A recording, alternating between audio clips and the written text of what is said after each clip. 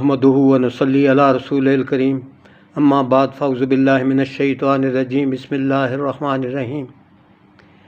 मुअज़्ज़ज़ सामीन व नाज़रीन, आज हम 14 अगस्त यौम आज़ादी के तौर पर मना रहे हैं।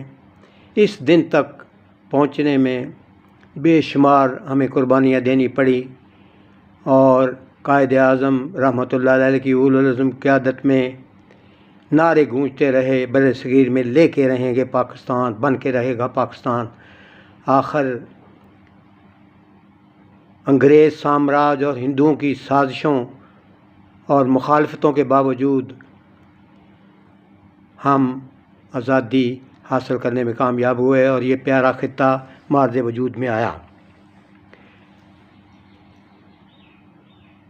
तो इसकी हमें कदर करनी चाहिए, क्योंकि ये वैसे ही वजूद में नहीं आ गया कि हमें प्लेट में रख के दिया गया है।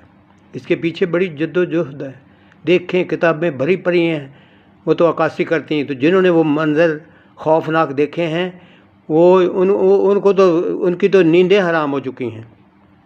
जिनकी बेटियों को उनके हाथों से छीन के ले गए, बच्चों को नेज़ों पे चढ़ाया गया उनके सामने और शहीद कर दिए गए। तो शादियों को गाड़ियाँ भर भर के आईं शहीद लोगों की, बच्चों की, लेकिन फिर भी आखिर अल्लाह पाक का शुक्र अदा किया लोगों ने कि चलें कुर्बानियाँ दिए तो एक अपना पाकीज़ा मुल्क, प्यारा मुल्क तो हमें मिल गया। इतना प्यारा मुल्क अल्लाह पाक ने अता फरमाया है।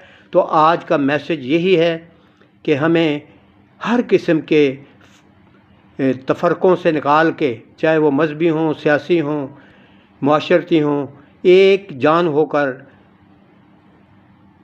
हम इस मुल्क की तरक्की के लिए काम करें। हलाल हराम की तमीज़ करें, हलाल की रोज़ी कमाएं, अल्लाह बरकतें देगा।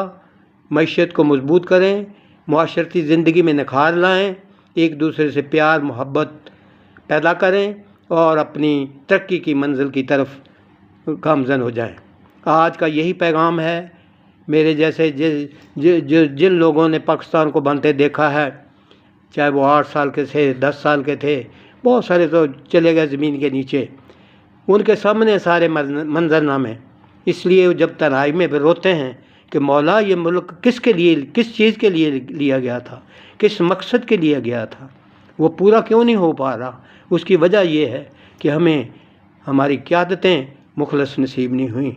तो अल्लाह तबारक व तआला हमें कोई क़यादत भी अच्छी दे जो इस कौम को जा करके आगे लेके बढ़े और इंशाअल्लाह ताला तरक्की की मंजिल करीब आ जाएगी।